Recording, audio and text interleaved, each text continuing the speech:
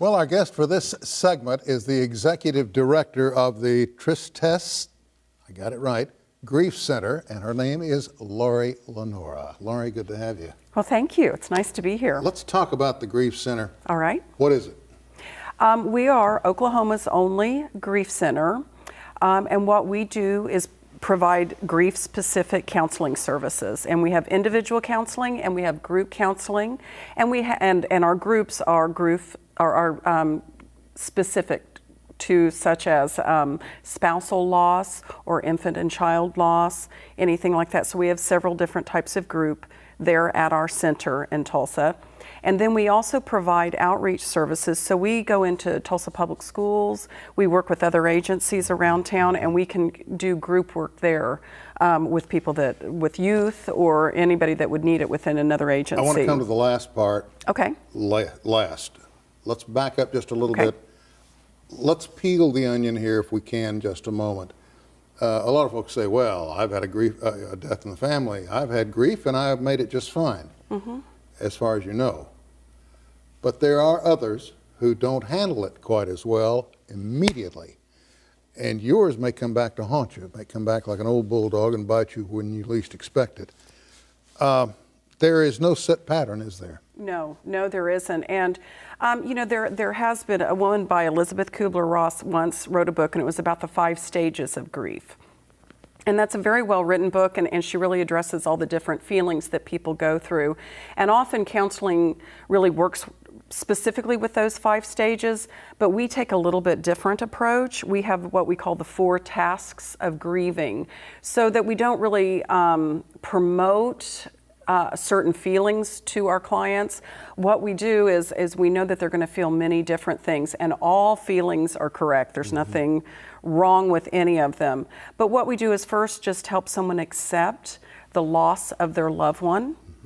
Then we move to another task, which is to help them process through the feelings, whatever those feelings might be. And everybody grieves differently and has many different feelings. So then the next task is to help them deal with the feelings of that loss. The third task that we're helping someone do is to adjust to an environment where that loved person is not a part of their life anymore.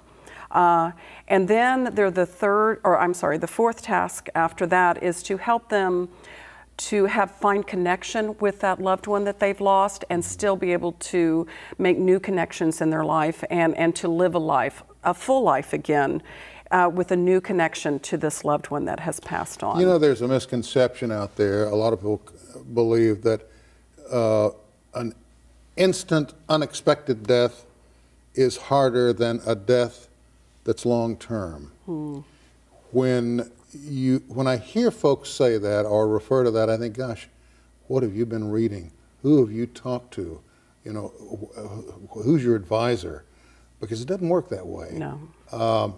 I have friends who have come back from combat in Vietnam who are still withdrawing. And these men maybe weren't physically wounded, but they carry mental scars. And I'm not talking here about post-traumatic stress disorder. I'm talking about grief, where a best friend died in your arms, or you understand the direction I'm taking with this. Yes. And it was so quick and so sudden, you know, and such a shock that the person didn't grieve then. Right. And they didn't grieve in the months to follow, but they're starting to grieve now, and that was Vietnam. So one can only imagine coming forward other areas of conflict where it occurred, the same thing's happening again. Yes. If you couple that with the loss of a spouse after 40, 50 years of marriage, the loss of a boyfriend or girlfriend, the loss of a child, all of a sudden here, you got a lot of different categories to deal with. I mean, the onion has a lot of layers now, so it's not easy to handle it. No, and that's why, one, we do have specific groups to different, that way people with similar losses can start relating. And we often hear clients that are in a group say, when I heard another person say something, for the first time I felt like I was normal again, and somebody understood what I was going through. So it's really beneficial to have these groups, to have people with common losses come together. And yet again, it's really beneficial to have individual counseling for people to really process through everything that they're going through. And we need to point out that grieving is normal. Absolutely. It is and so grieving, normal. I'm so glad you brought that up, because one of the goals of our agency is to what we call depathologize grieving. It's not an illness. It's not, we all experience grief in our life. We all have to process through losses and learn how to readjust to a life with whatever that loss was, whether it's divorce, whether it is a death. It can be a job loss. It can be financial loss. It can be moved to another city. We grieve many different things. And grief is universal. There are some very common elements, and yet we know grieving is very individual as well. And what's amazing is if you stand back and look at the different cultures, and how we handle grief in this culture might be totally different from the way they handle it in a South American country. Absolutely. In Ireland, in Norway, how one, so many factors come into play. Your environment, your heritage, the people around you, where you are, and you're struck with guilt. I'm still here. Why is that one gone? Right. And well, and I have often said, when I was working as a clinician and now as I work at the center here, our culture moves very fast, and most companies give 3 days off for bereavement, and the person that's grieving may take a week off if it was their spouse, someone very close to them, but then they go back to work, and maybe for about a month or so, people will be like, how are you doing? And, are you all right? But after about a month's time, people really move on. And sometimes even the closest of acquaintances kind of forget that that person is still mourning and grieving. And I had a loss several years ago, very dear to me, and I can remember thinking, when I was a kid in what I'd call the old country, maybe European cultures, they would wear black for a long time, the widow would, after a loss. And I remember thinking as a kid, what a morbid thing to do. But once I experienced a grief, I understood what they were doing. It was an outward sign to everybody that this person was still very tender and still grieving, and yet they were working to get on with life.